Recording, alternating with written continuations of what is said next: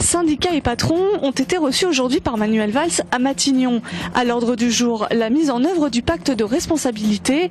Le numéro 1 de la CGT, Thierry Lepan, a rappelé au Premier ministre son opposition au pacte, qualifié de cadeau aux entreprises. Pour qu'il y ait de la croissance, il faut qu'il y ait une redistribution des richesses dans notre pays. C'est pour ça que nous avons été extrêmement critiques sur les 200 milliards d'euros d'aide au patronat qui sont donnés tous les ans sans qu'on puisse en évaluer l'efficacité.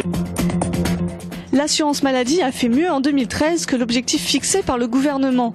Les dépenses de santé sont estimées à 174 milliards d'euros. C'est 1,4 milliard d'euros de moins que prévu dans le budget de la sécurité sociale.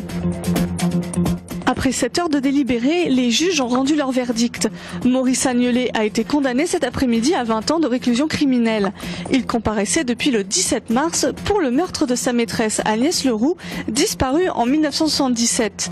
Plus tôt ce matin, sans avouer le meurtre, il avait demandé pardon à la famille de la disparue et à ses propres enfants.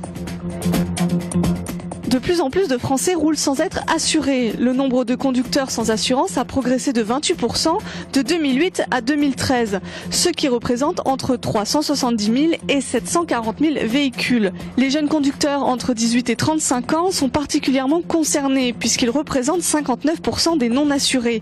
Pour sensibiliser le grand public, une campagne de prévention est lancée par le Fonds de garantie des assurances obligatoires et l'association Prévention routière.